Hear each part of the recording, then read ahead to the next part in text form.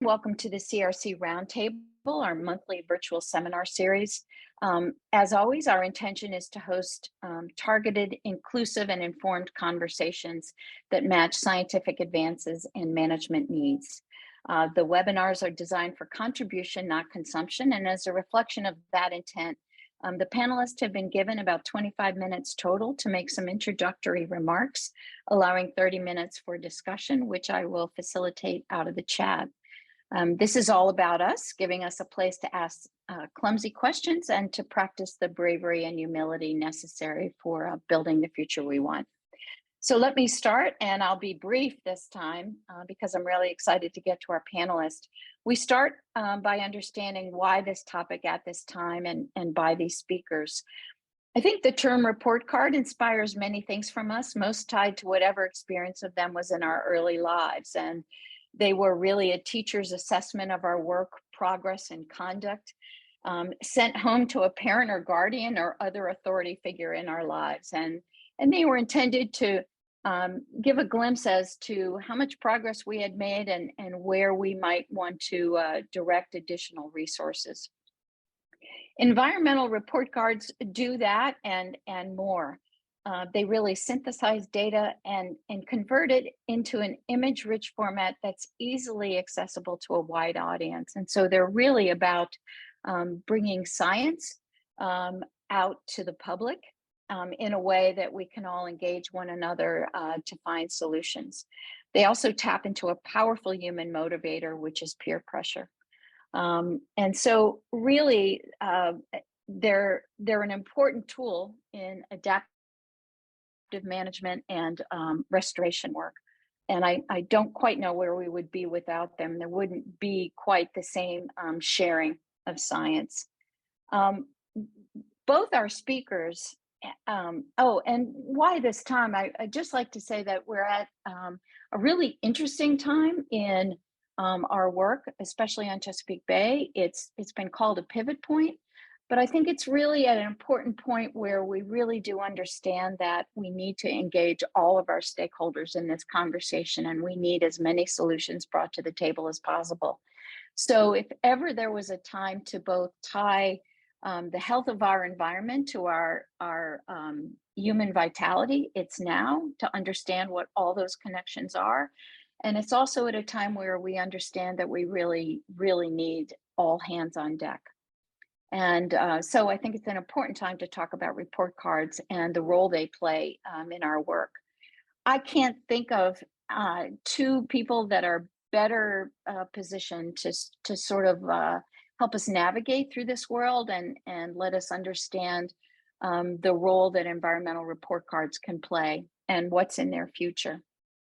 And I'll just tell you a little bit. They've both been working one for decades. I won't say how many decades in this field, one more recently, but really working at the local level, the regional level, almost the global level to catalyze improvements and to guide restoration efforts and stimulate research.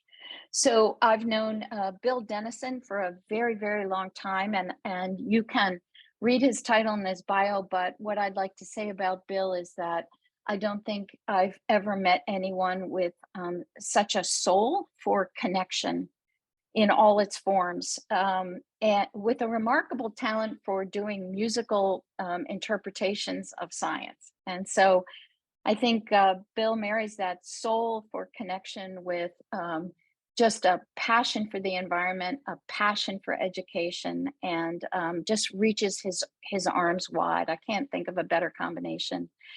Vanessa has brought a wonderful dimension to that longstanding work in environmental report cards. And I really enjoyed, if you get a chance to read her work on sort of how report cards sort of provide this third space, this really unique sort of public space where we can come to terms with our challenges and bring the best possible solutions forward. So with no further ado, I'm going to let them get started. And Bill, I believe you're going first, and I'll turn the floor over to you. Thanks very much, Denise, and thanks for those nice words. I will assure you, for those that are shaking in their boots thinking I'm going to start singing. I'm not going to do a song during this webinar. I'll spare you that. But Vanessa and I are very excited to bring to you, very timely, because we just put together and released the most recent Chesapeake Bay Watershed report card, which includes social, economic, and environmental justice indices. So we're very excited about this development. The next slide, we've been doing report cards for some time now. We started in 2006, and the first generation of these report cards were just about the Bay, and we had 15 reporting regions within the Bay. We used water quality and aquatic grasses and benthic community indicators and reported the Bay. But more recently, since 2019, we've been expanding. 2018 report card included the watershed. And so we've been making these inroads into the understanding the watershed. And this has been facilitated by support from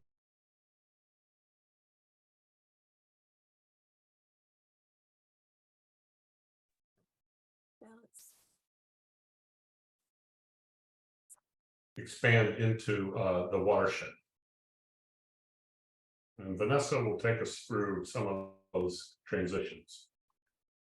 Okay, so thanks, Bill, and thanks, Denise, for the introduction earlier. So one of the main motivation for the expansion of our report card is that we really realized that having been developing this report card for many years now, it has a great potential to enhance Chesapeake Bay governance and to support restoration efforts.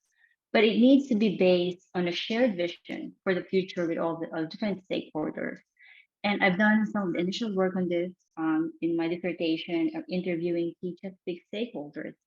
And what was apparent is that more than the vision for environmental values, other things that are also important, like social, economic, and cultural values, as well as equity, is part of the bigger, greater vision for the future of the Chesapeake Bay. So what we've envisioned is to really develop a holistic socio-environmental report card, emphasizing the additional term social to really have a more holistic way of assessing our Chesapeake Bay watershed, including ecological values, people and culture, governance, and economic values. So for this year's report card, we are able to incorporate those at least economic, ecological, and societal indicators. And we did separate them. We did not include them in one grade, as well as for the Bay indicators. And what's exciting is that, as Bill mentioned earlier too, is that we included an environmental justice index that's based on the CDC's environmental justice index. And we'll discuss it more in the next few slides. So we released a report card in June 6th of this year, and was attended by Senator Van Hollen here, also Chesapeake Bay Deputy Director Martha Shimkins, a lot of secretaries from Virginia and Maryland, and from the new Executive Director of the Chesapeake Bay Commission, Anna Kelly. And our Chesapeake Bay report card has over 500 million media impressions. It's the highest ever that we had, and it's mainly because of the inclusion of our environmental justice index. And I'll get Bill to start talking about the results. So what did we find? This is the Bay report card, and what we see here is we have both scores and we have trajectories, trends, and the trends actually we were able to back calculate scores to the mid 80s. So these are almost 40-year long trend lines that we're calculating here. And so what you see is overall the Bay is in the right trend, statistically significant positive trend. The tributaries that are doing well are the Upper Bay, Upper Western Shore, the Tabasco and Back Rivers, and James and Elizabeth, now the mouth of the Bay. The main stem of the Bay really operates separate. One of the things we've learned over the years about watching these report cards is the main stem operates quite independently of the tributaries, or vice versa. And you can see though that the tributaries are where some of the problems are both Western and Eastern Shore. So that's the Bay story. Now, the thing that we've done now is we've added these watershed indicators. So we have, for the ecological indicators in the watershed, we have a stream benthic community, that's the bugs in the streams. We've got the fish community with the water quality and a protected lands indicator. And what we see here is that the Appalachian Ridge and Valley, Plateau and Ridge and Valley in the western part of the watershed is doing pretty well. Upper Eastern Shore not very well, and moderate in between. Then we've got our societal indicators. The next set of grades are societal, and these include walkability. Can you walk to green space in 10 minutes? Is a social vulnerability index. Heat vulnerability, how susceptible you are to heat stress, and a stewardship index. And what you see here, it kind of averages out when you put them all together, but you can see in the inset little bullseyes, you can see they're in some places they're doing better than others in particular indicators. And of course, once again, the Eastern Shore, not so good. Then we have economic conditions. Now these, the maps you've just seen are 23 reporting regions that we have in the watershed, but with the county data that we can get for economic, we have 197 reporting regions. And you can see here that this is made up, economic is made up of housing affordability, job growth, household income, and income disparity, income inequality. There's a measure that economists do that can measure the deviation essentially. And what you see here when you pull them together is that there's again Eastern Shore, some Pennsylvania and Virginia and even New York, places where it could be improved. So, and you can dig into this in the individual county maps for the specific attributes. But kind of stepping back and looking at it at the higher elevation, we look at this and go, what's going on this Eastern Shore? Upper Eastern Shore is the only reporting region in the Bay that has a negative trajectory. Chesapeake River is scoring very poorly, so what's happening here? And so if we can take a look across, just recalling the maps I just showed, the ecological, social, and economic, and highlighting the Eastern Shore, and we're seeing these are poor conditions. So no surprise the tributaries are doing badly when the streams aren't doing well, but the streams aren't doing well because we have these social and economic situation that is not healthy for the Bay. So so what I conclude here is that we've got, what we really need is healthy communities to have a healthy Bay.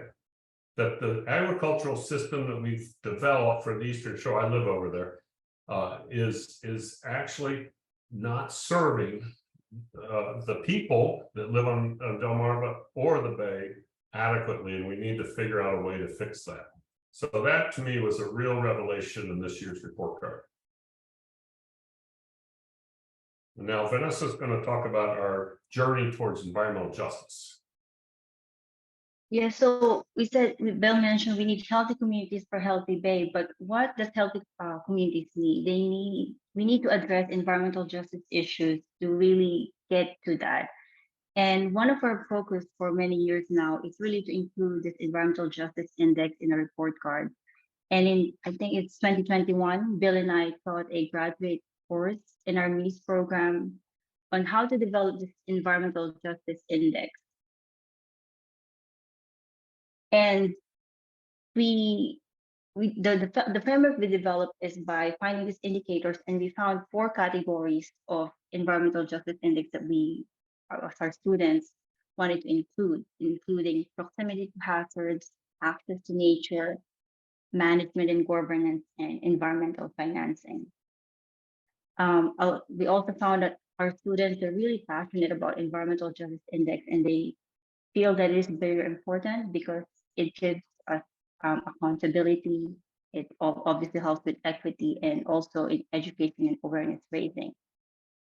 But what is more apparent is that we as scientists or academics, we can't just be developing this environmental justice index on our own. We really need to engage with communities and incorporate their diverse knowledge into this environmental justice. It's because it is for them that we're doing this. And we found that the communities that we wanted to or should be engaging are majority the communities, faith-based organizations, community social groups, neighborhood coalitions, and volunteers. And of course, government, academia, NGOs, and industry play a part. But community should be first and foremost one of the people that we are engaging.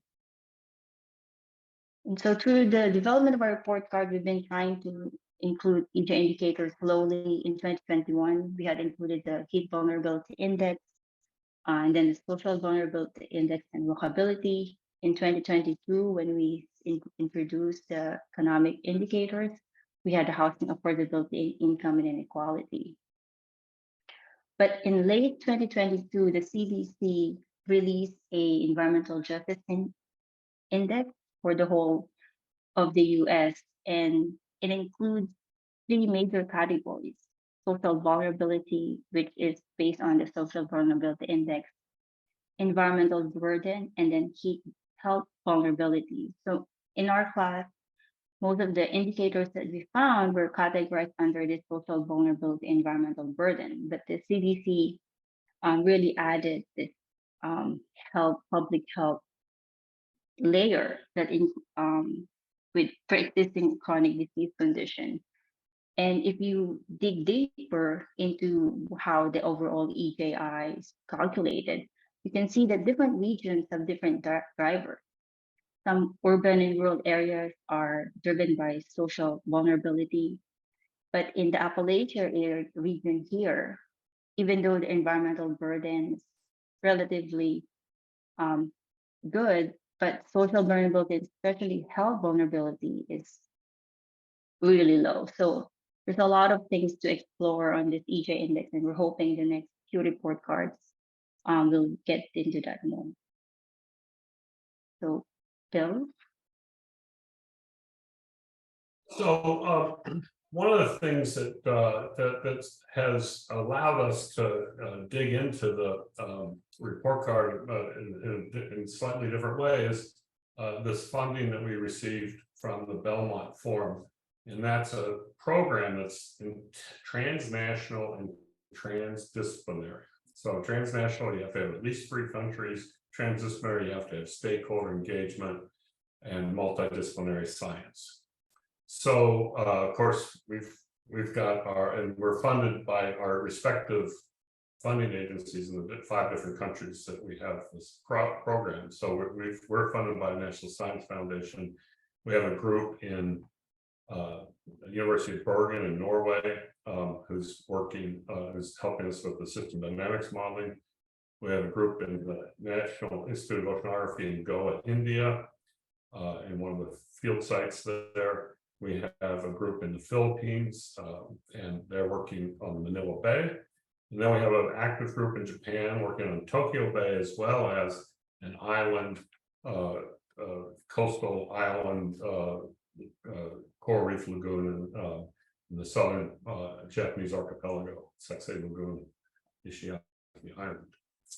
And what we're doing with the next slide is what we call a new generation of report cards, where we have inclusive and diverse stakeholder engagement. And so we've really been working, and we've been working, originally we had this set up that we were going to bring everybody to Chesapeake Bay and then go around. Well, we got funded in March 2020, so that changed. It's all been virtual until March this year, where we went to Manila, and November this year we'll be going to Tokyo Bay and Saksei Lagoon. And we bring 3 elements together that Vanessa mentioned: the report card, but also the social network analysis and the system dynamics modeling to understand the drivers and the trajectories of these report cards. Next slide. We've got a really interesting program that we started last summer. National Science Foundation supplied us with 4 global sustainability scholars seen on the left.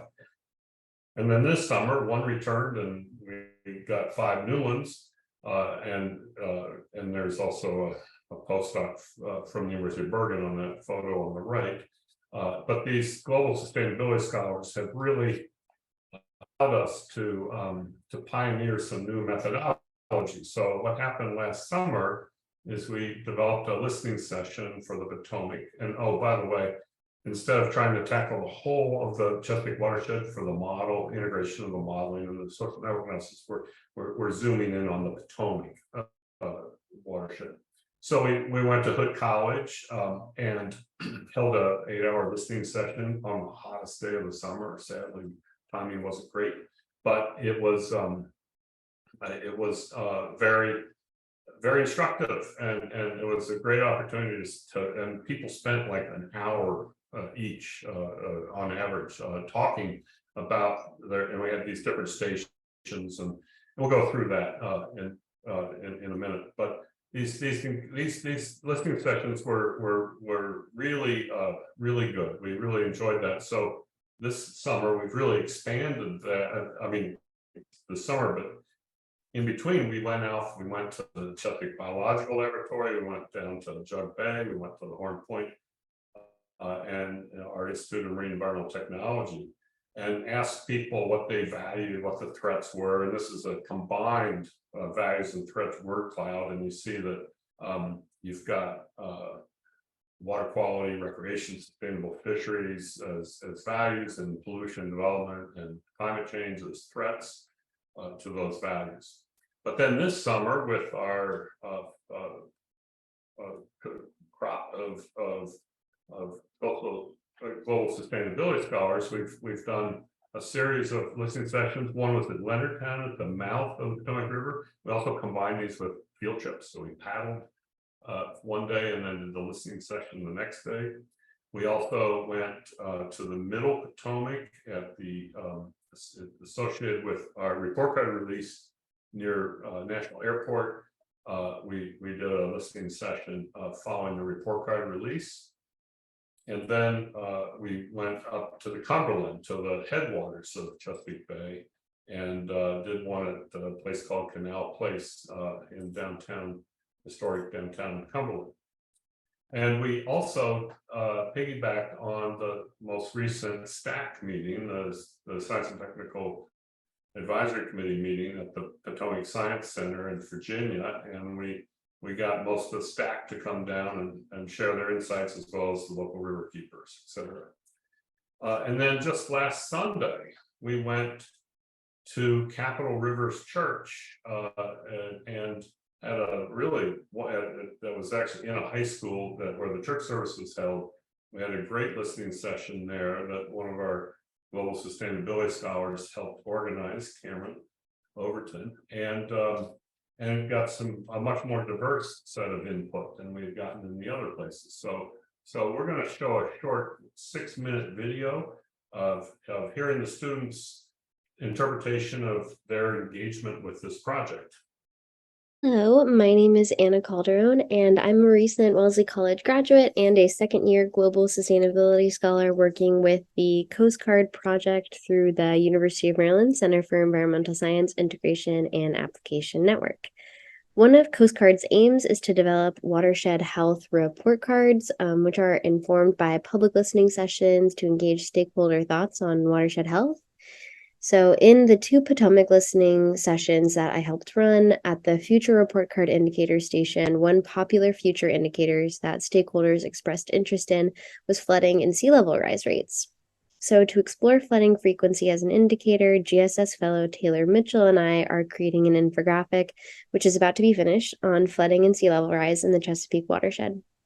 Hi, I'm Taylor Mitchell, a graduate student at the University of Michigan, receiving my Master's of Science in Environment and Sustainability with a concentration in sustainable systems. My background is in hydraulic modeling and protecting safe drinking water. This summer, I had the privilege of interning with the Coast Guard project here in Annapolis, Maryland. We hosted 5 listening sessions this summer, and I facilitated the Live Work Play Station. As one of the first stations along the route of the program, I was able to open up the conversation for participants on their geographic location in relation to a nearby water body.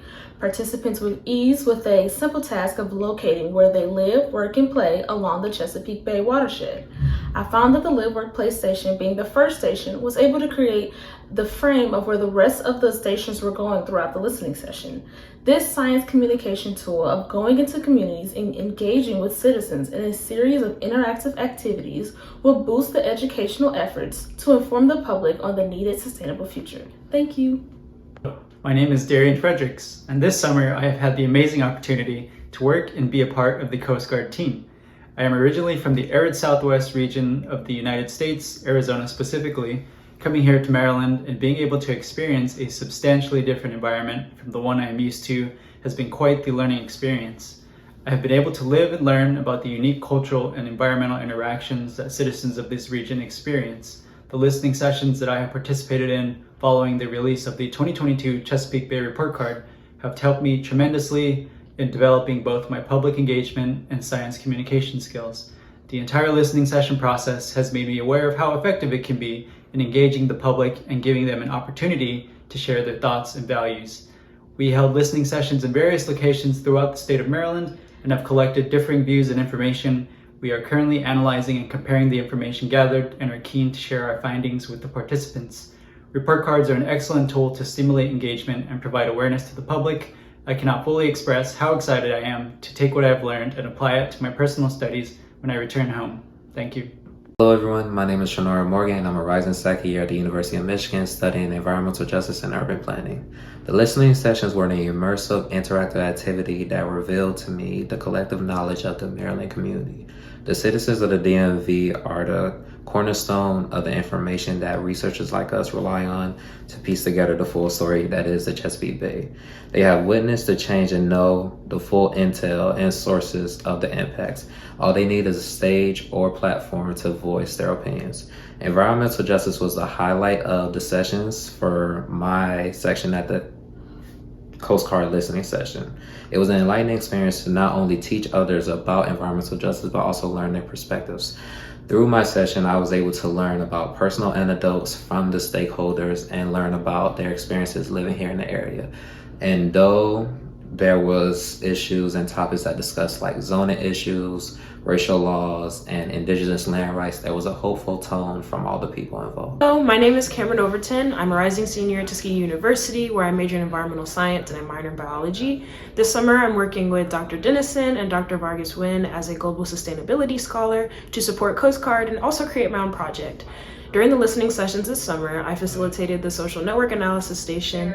While the collection process didn't allow for relationships to be constructed, as there was no way for them to be connected between the columns, we can still look at the trends in participants, connections, and desired connections. Most of the participants were local business owners and people working in local or federal government.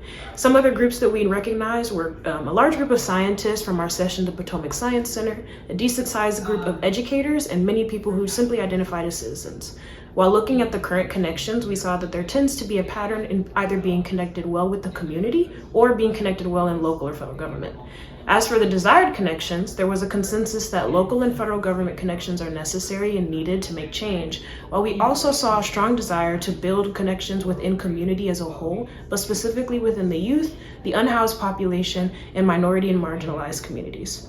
Overall, these findings tell us about the need for diversity in stakeholders and a need for connections between the local and federal government and community members and groups, while also encouraging us with the awareness of the need for diversity and equity in our conversations and solutions. Hello, my name is Emma G, and I'm a first-year PhD student in environmental studies at the University of California, Santa Cruz. This summer, I've been working with the Coast Guard Project on collecting people's visions for a sustainable Potomac River. Since the Coast Guard Project addresses both social and ecological dimensions, we ask people to consider all aspects of the system when thinking about the future. At our listening sessions, I ask participants to write characteristics of a desirable future on Post-it notes to place on a board, and actions we can take to get to those visions on another board. Common themes and visions across all 5 listening sessions were no pollution, more recreation, less litter, more cohesive communities, and better wastewater management. To me, this indicates that education and communication efforts around the effects of runoff have been very successful. Actions that were suggested across all of the listening sessions were better stormwater management, environmental education, greater involvement of the public, and reducing contaminants in the environment. In general, participants tended to suggest economic and/or regulatory actions by the government to get to these visions.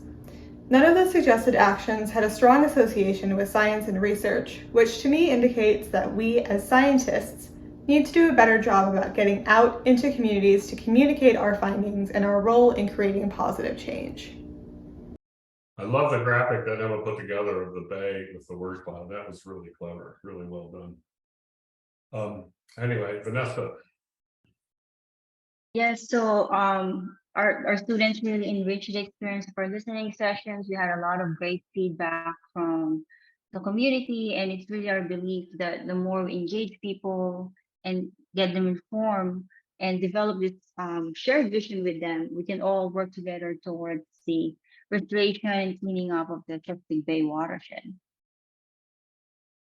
And aside from that, we are also doing some capacity development. We've developed a MOOC or some massive open online courses, and that's free about environmental management, communication, doing report cards, environmental management case studies, and our efforts in the Chesapeake Bay are one of the case studies that we include in this professional certificate program.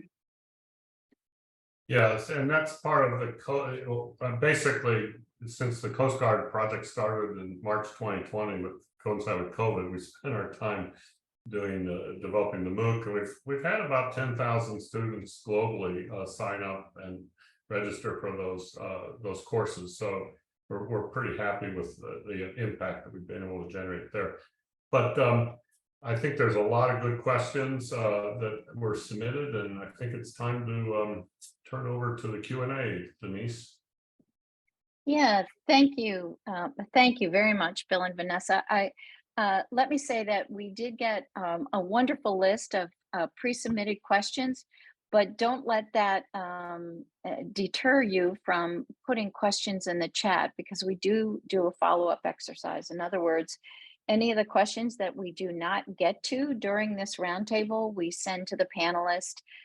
They answer them, and we then broadcast those answers. So every question gets answered, whether it's now or in a follow-up. So, you know, feel free to put your question in the chat. I am going to start. There's a lot of questions that are about the specifics, but there's a couple of big questions I'd like to put on the table first. So we're going to flip the script a little bit. Instead of starting off with the easy ones, we might maybe start off with the really hard ones. I think that, well, not hard to answer probably for you.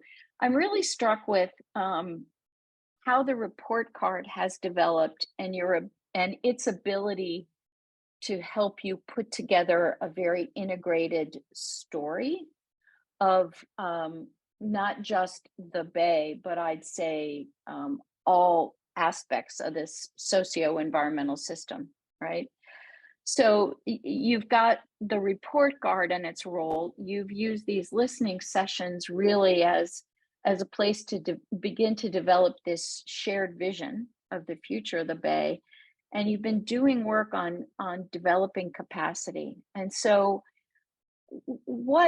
after over a decade of successful use of the report card, what is its future role in all that, in both perhaps helping us develop that shared vision and indicating how we get there? And so I'll let you, whoever wants to go first in answering that question, I'd love to hear both your viewpoints on that. I think it's at an extraordinary time. And so you've really adapted the report card to the times, but I think we're at a particularly important point now. So how do you see the report card being used? What would you like to see in its future role? I'll start and let Vanessa chime in.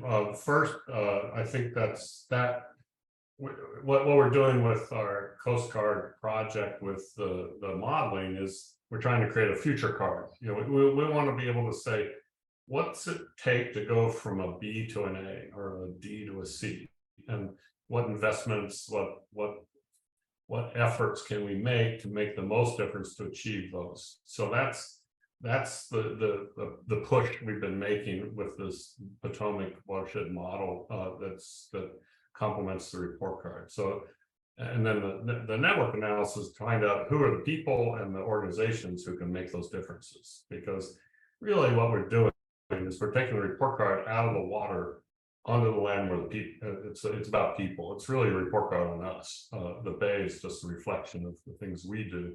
So we're trying to evolve the report card to be people centric rather than Bay centric. Yeah, so I guess in addition to what Bill said, I think there are things that are not included in the report card because there's no way to grade them, they're not quantitative enough. I think finding a way to include those intangibles, cultural values and the like, and including the stories that are not included in the report card.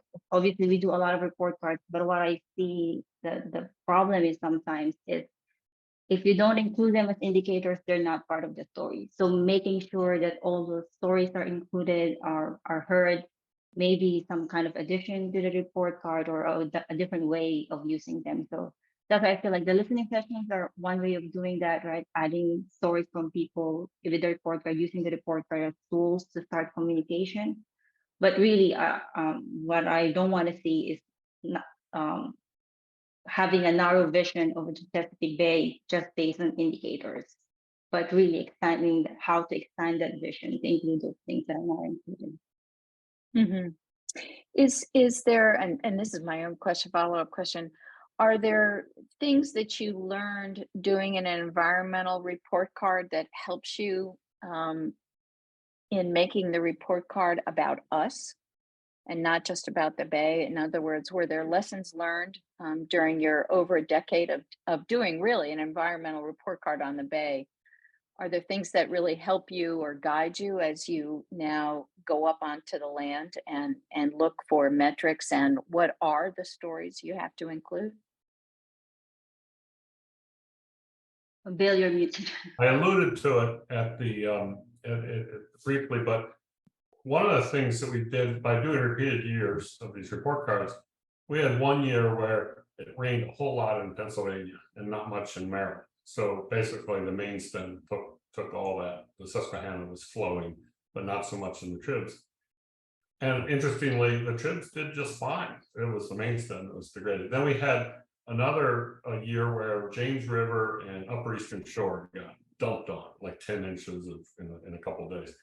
And those places went belly up. They were, well, not so much the James, but the Upper Eastern Shore did. The James much more forested and it didn't have the degradation that we saw in the grades in the Upper Eastern Shore.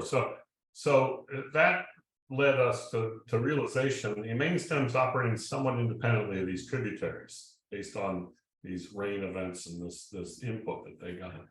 And then and that was during the beginning of the Conowingo debate, and I went to some public debates about how let's worry about the Trib. The Tribs have to worry about the Tribs. The chop tank problems are the chop tank watershed. Don't blame Pennsylvania for what's going on in the chop tank. This is your problem, Maryland and Delaware. But I think so that got us that started that conversation about, okay, now it's those local watersheds. Now what's going on in the local watersheds we need to connect, and that started that. And then of course Vanessa's dissertation really pointed our way. I'll let her summarize that in 1 minute, but her multi-years of dissertation with looking at that report card in a totally different way with the social science tools that she developed. So Yeah, so I think it one sounds thing just one thing to add that we haven't really included yet, that really came out a lot of times, not only here in the Chesapeake Bay, but in other report cards that we did, is some kind of connection to public health or health. Because a lot, we care more about our health. As also with COVID, we realize how everything's connected. I think that's one of the other future things that we would be investigating. Mm-hmm. Yeah, and it also sounds like you had experience with what's the sort of necessary granularity, right, spatially, that these stories are local. It's not like you can tell one story about the Bay, right? It sounds like it's a lot of local stories. Our desire always has been to be as granular as possible, to get the data specific, and we're data limited to do that in some cases, but with these social and economic indicators, it does allow us to drill in a finer spatial detail, which I think is much better for local planners, local elected. To, it's not just how you're doing, but you can look at your neighbor, how are they doing in relative terms. I'm going to switch. There are a lot of questions about the environmental justice and economic and social factors to include. And so maybe I'll just ask the general question, and Vanessa, you can go first, because it sounds like you've really done a deep dive into those. Out of all the possible things, I mean, how do you determine which metrics, which factors to include? So can you sort of start generally about how you even approach that? Because it would seem like, the possibilities are endless, right? Yeah, definitely. And obviously I can't do that on my own. It's something that we really try to work with collectively. In my research, I did a lot of interviews, and whatever things come up, that's why we try to look into first. For the economic indicators, we have workshops about it. I think, correct me if I'm wrong, Bill, but like 2 or 3 working workshops on what kind of economic indicators we'll be doing or using. And with our class, the EJ index, a lot of research on what's important. And unfortunately, sometimes what are being included are the ones that we can get grades on or like data on. But obviously, there are things that we also take into consideration aside from that. So Vanessa, is there sort of a protocol where you maybe based on literature or something else identify important factors, and then maybe you have some criteria, like is there a way to measure it? Can it be determined at this spatial scale? Can you talk a little bit about, are there steps you go through actually? Yes, definitely. So there are criteria for what a good indicator is, right? So basically like data availability and like spatial availability. So for the watershed, to get a data that's consistent to all different areas, that's why we tap into national databases. Like the EJ index is developed by the CDC, so they, kind of get the data from that. A lot of our economic indicators are from the census economic database. So depending on your region or spatial scale, that kind of also dictates what kind of indicator they can include. Also, if you're repeating a report card, considerations about is the data available for next year, is it a one-off, or and things like that. And again, the challenge with social and cultural indicators are they measurable?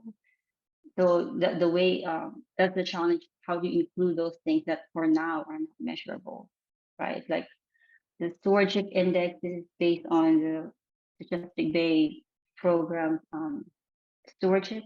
So it's only like that one survey, and I believe they're doing a new one. So maybe once we get that one, we'll incorporate that on the Chesapeake Bay report card. Bill, anything to add? Well, just that it's a journey we've been going through, and like we did a short course, a 2-year, not so short course in economics with Council Fire mentoring to come up with the appropriate economic indicators. We worked with anthropologists and sociologists at College Park for the social indicators, and we continue to evolve these as you can see. It's an evolution, and so the coming up with measurable indices with agreed upon thresholds is actually a lot more difficult than we call it data wrangling. To go out and get the data and sort it and interpret it. It takes a long, arduous time to generate it. And I want to point out, the data that we put on this and this little flyer, this physical report card is just a taste of, because we have a website that you can drill in and get the trend data and the maps. You can blow up these maps and look at them in more detail. But the idea is that this is kind of it's a tool to create a public conversation, a very public conversation about how we're doing and where we're doing it. We're trying to incentivize constructive peer pressure between local governments and state and local. Hey, we're doing better than this one, and we're trying to create a public dialogue about the status of the Bay and the watershed. We don't have the answers, but we can add, these report cards provide questions. And that was a comment that Raymond had about the causation of Eastern Shore. Well, there's the data. Let's work together to figure this out. What's the problem? What is going on here? Is there are these correlative simply, or is there a causal relationship? Is there something happening structurally that we could change to improve the trajectory of our Eastern Shore tributaries? It's very concerning that we're going the wrong direction. It's everybody's focused on 2025 and we're going to make the TMDL. No, we're not, but at least we were heading the right direction. We're just not going fast enough. That's okay, I think, compared to we're going the wrong direction. That's not okay. I will point out to people that there's a link in the chat that there's a website that gives you a deeper dive and links to the data that are included. So, again, in our common, I would say, incentive, to make connections and get to solutions, we can all participate in that. And I think that's wonderful that the data is available. There's a very interesting question that was submitted beforehand. And let me put it out to you.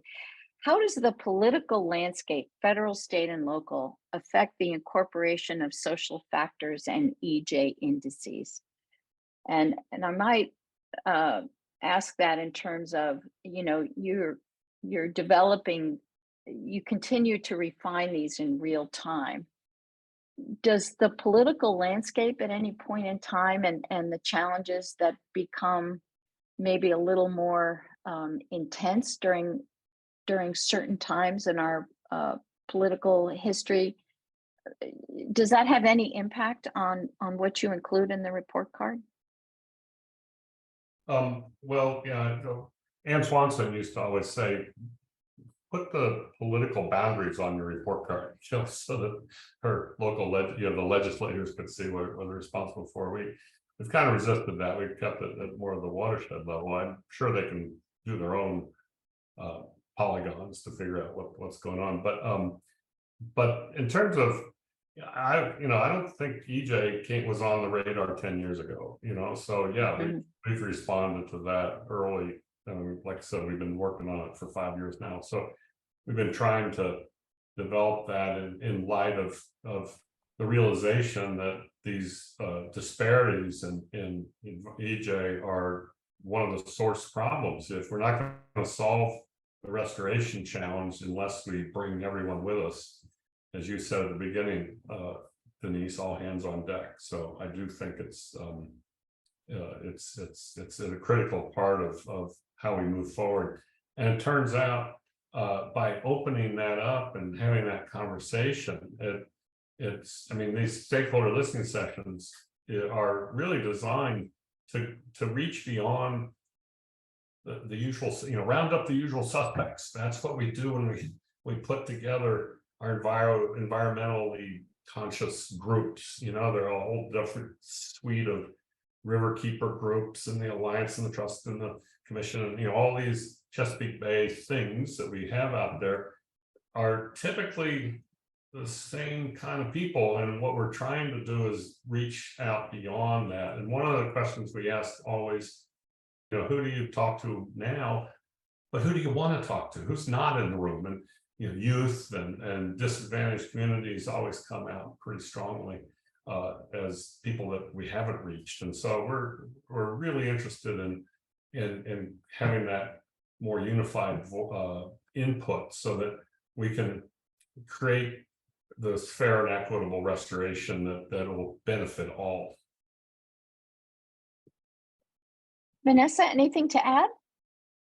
Well, I think I will just kind of tie it with one of the questions in the chat about like cultural, how do you differentiate it with our international partners? I think political, cultural background really plays a part in how we do our report cards in like different countries. And so what we try to do is share the process because the process can lead to like a lot of different things and has a lot of background influence that can affect it. So like for instance, when in the Philippines, the issue is like all the reclamation side and they have a lot of EJ issues are mostly social issues. In Japan, it's more like, I guess, gender, or they're very homogeneous. So, the different kind of diversity issues, and India is the same way. So the issues are kind of different, but the process to get there to find out those things can be similar. So that's what we're trying to share with the people as well. Oh, thank you. That was really informative, and I'm so respectful of the fact that you can keep track of the chat as well, Vanessa. I'd like to get to this. I mean, I think this catalyzing conversations. I think so many of us on the call just have a real belief in the power of those civil conversations and what that means to engage the widest range of people. There's a very interesting question, though. To have the conversation is one thing. How do you recommend, this is the question, how do you recommend the Bay program use this data to drive decision-making and implementation decisions in an impactful way? And I think this connects to, you had a very interesting graphic up where you had interest and influence, and you had communities at high influence, high interest. You had it even higher than, it was in the highest quadrant, it was higher than government, right? Which I thought was really interesting. So what would you hope, or how would you hope that the Bay program, for what it does, use the report card data to drive decision-making and implementation decisions? Well, one very concrete thing I think we should be focused on is the EJ index, because what I see often is that the wealthy in the competitive bid system, like the National Fish and Wildlife Foundation grants or the Maryland Trust Fund, it's a competitive grant proposal. So a county or a municipality will put in a proposal to do a stormwater refit or something. And the deal there, though, is the wealthy counties and municipalities have, so they can write a grant, so they can administer the grant, they've got the resources. A very poor, small municipality or county that somebody's wearing 5 hats, the dog catcher and the environmental officer and the animal control, they're doing everything. So they don't have the bandwidth to go and chase those dollars or administer them. So I worry that our wealthy areas are getting greener and helping create this disparity. So I would make sure that using EJ index to target some of the funding in those areas that have those disparities, plant those trees in those places that need it the most. That'd be one way of following up on that. I think the other thing is that let's make sure we track not just the results, the indicators that we're doing are kind of the rearview mirror. There's what's happened. Let's track some of the things where the money goes. Let's track the governance and management indicators. That what kind of actions people are taking, what legislative or economic incentives we've created, so that we can. I would call that the lead indicators. You know, if we start doing plastic bag bans and you know, tax or incentivize stormwater control, then we will see those benefits come out in the report card later. Mm-hmm. Excellent. I Vanessa? think I'm just gonna make a quick comment on. I'm glad you picked on that stakeholder map. The reason that community came out because the question is about addressing environmental justice issues. When we ask the same, we do the same exercise with scientists and we talk about Chesapeake Bay restoration, then it's the complete flip. So maybe the Bay program should, you know, I know they're very interested in diversity and engagement, then maybe we're framing some of the questions to really focus on that, and expanding connection or engaging with a diverse stakeholders would be a really good way of using this as well. Mm-hmm. One thing we forgot to do, Denise, we didn't put an acknowledgement slide, but I want to at least say, you know, thanks to the National Fish and Wildlife Foundation, thanks to Belmont Forum, thanks to the the Global Sustainability Scholar Program that's given us these wonderful young people, thanks to the team at the Integration Application Network that works tirelessly around the year to wrangle and corral that data and analyze it, and thanks to the people that are responding to these report cards, the political leaders and the Bay management community that's been really giving us the inspiration to do more and do better because of their active response to what we're doing. So lots of it, you know, we'll take all the credit, but there are a lot of other people and organizations that have really helped us make this possible. Well, and I think you've done a masterful job of opening your arms the widest, right, to all the possible benefits, to all the possible people that an exercise like this could bring. I think in terms of engagement, you know, educational, preparing the next generation of leaders, I think it's fantastic. We're at time, but I do not want to leave without giving you an ability to say one parting thing that you hope people leave this conversation with. And Vanessa, I'll give you we hear from Bill a lot. I'm going to give you the first shot at that to close it out. All right. So first of all, thank you everyone for listening. And I would just like to say that I was really inspired by all the listening sessions that we're doing, getting people who are like, I don't think about these connections even though I'm here. And then after going to the listening sessions, they're interested to learn more. So I think we definitely need more work in including all these people, because everyone wants a healthy bay, healthy environment, and it's our responsibility to get that and make them be part of our team, right? So that's That's great. Bill? I'll just emphasize a healthy community is going to make a healthy bay. It's not economy versus environment. We need both. We need a healthy economies, healthy societies, healthy communities, and we're going to result with a healthy watershed and a healthy bay. Well, great. Well, thank you very, very much for a wonderful conversation. And you'll have a lot of questions to answer in the follow-up because people did a wonderful job of submitting them. So thanks all. Join us. Our next roundtable is going to be our wonderful C-Stream interns. That's an intern program that focuses on students from underserved populations. They do fantastic science. So please tune in to hear about what they're doing. And thanks to all for a wonderful conversation. Thanks, Bill and Vanessa. Thank you. Well done. Thank you so much.